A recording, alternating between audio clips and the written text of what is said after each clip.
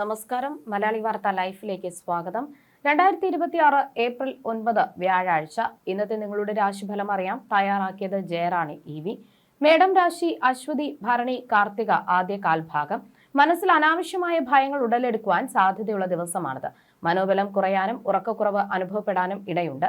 സാമ്പത്തികമായ ക്ലേശങ്ങളോ പരാജയങ്ങളോ നേരിടാൻ സാധ്യതയുള്ളതിനാൽ എല്ലാ കാര്യങ്ങളിലും അതീവ ജാഗ്രത പാലിക്കുക. ഇടവം രാശി കാർത്തിക അവസാന മുക്കാൽ ഭാഗം, രോഹിണി മകയിരം ആദ്യ പകുതി ഭാഗം. തിരക്കുകൾ കാരണം കൃത്യസമയത്ത് ആഹാരം കഴിക്കാൻ സാധിക്കാതെ വന്നേക്കാം. അനാവശ്യമായ ചെലവുകൾ വർദ്ധിക്കാനും സാമ്പത്തിക നഷ്ടങ്ങൾ സംഭവിക്കാനും ഇടയുള്ളതിനാൽ പണമിടപാടുകളിൽ നിയന്ത്രണം ഏർപ്പെടുത്തുന്നത് നന്നായിരിക്കും. മിഥുനം രാശി മകയിരം അവസാന പകുതി ഭാഗം, തിരുവാതിര പുണർദം ആദ്യ മുക്കാൽ ഭാഗം. നിഗൂഢ ശാസ്ത്രങ്ങളിൽ അറിവ് സമ്പാദിക്കാനും അനുയോജ്യനായ ഒരു ഗുരുവിനെ കണ്ടെത്താനും ഇന്ന് സാധിക്കും. മന്ത്രതന്ത്ര മേഖലകളിൽ താല്പര്യമുള്ളവർക്ക് പുതിയ അവസരങ്ങൾ ലഭിക്കും. കുടുംബത്തിൽ പങ്കാളിയുമായും സന്താനങ്ങളുമായും സന്തോഷം പങ്കിടാൻ അവസരം ഉണ്ടാകും. കർക്കിടകം രാശി പുണർദം അവസാന കാൽഭാഗം, പൂയം ആയില്യം. സമൂഹത്തിലെ വിശിഷ്ട വ്യക്തികളെ പരിചയപ്പെടാനും അവരോടൊപ്പം ആദരവ് പങ്കിടാനും അവസരം ലഭിക്കും. രാഷ്ട്രീയ രംഗത്ത് പ്രവർത്തിക്കുന്നവർക്ക് അധികാരമുള്ള ഉദ്യോഗങ്ങൾ തേടിയെത്തും. അപ്രതീക്ഷിതമായ ധനലാഭം ഈ രാശിക്കാർക്ക് ഇന്ന് പ്രതീക്ഷിക്കാം. ചിങ്ങം രാശി മകം പൂരം ഉത്രം ആദ്യ കാൽഭാഗം. ഉയർന്ന സ്ഥാനമാനങ്ങൾ ലഭിക്കാൻ സാധ്യതയുണ്ടെങ്കിലും പണമിടപാടുകളിൽ അതീവ ശ്രദ്ധ പുലർത്തണം. ചെറിയ അശ്രദ്ധ പോലും വലിയ തർക്കങ്ങളിലേക്കോ സാമ്പത്തിക നഷ്ടത്തിലേക്കോ നയിച്ചേക്കാം. മാനഹാനി സംഭവിക്കാവുന്ന സാഹചര്യങ്ങൾ ഒഴിവാക്കാൻ ശ്രമിക്കുക. കന്യരാശി ഉത്രം അവസാന മുക്കാൽ ഭാഗം, അത്തം ചിത്തിര ആദ്യ പകുതി ഭാഗം. രോഗാതി ദുരിതങ്ങൾ അലട്ടാൻ സാധ്യതയുള്ളതിനാൽ ആരോഗ്യത്തിൽ ശ്രദ്ധ വേണം. വരവിനേക്കാൾ കൂടുതൽ ചെലവുകൾ വരാൻ ഇടയുണ്ട്. ചില അപമാനങ്ങൾ നേരിടാൻ സാധ്യതയുള്ളതിനാൽ മറ്റുള്ളവരുമായുള്ള ഇടപഴകലുകളിൽ വിവേകം കാണിക്കുക. കൃഷിയിൽ മിതമായ ഫലങ്ങൾ പ്രതീക്ഷിക്കാം. തുലാം രാശി ചിത്തിര അവസാന പകുതി ഭാഗം, ചോതി വിശാഖം ആദ്യ മുക്കാൽ ഭാഗം. ധനനേട്ടവും തൊഴിൽ വിജയവും ഉണ്ടാകുന്ന ശുഭദിനമാണിത്.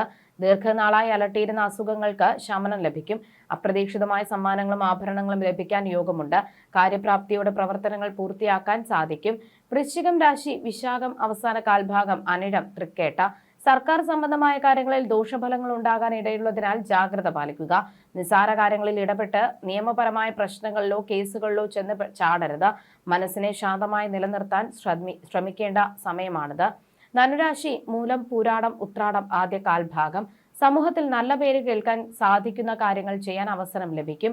രോഗങ്ങളിൽ നിന്ന് മുക്തി നേടാനും മനസ്സമാധാനം വീണ്ടെടുക്കാനും സാധിക്കും. സുഖകരമായ ഉറക്കം ലഭിക്കുന്ന സന്തോഷകരമായ ദിവസമാണിത്.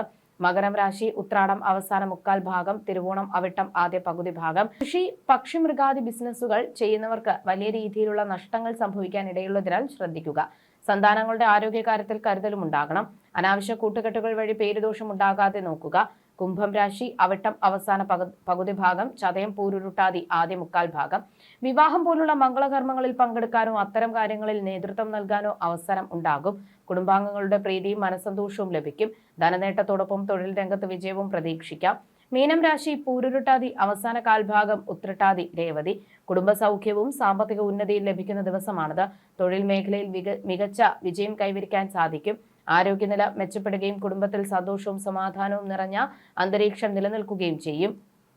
ജ്യോതിഷ സംബന്ധമായി നിങ്ങളുടെ സംശയങ്ങൾക്കും പരിഹാരങ്ങൾക്കും ജയറാണി EV 9746812212.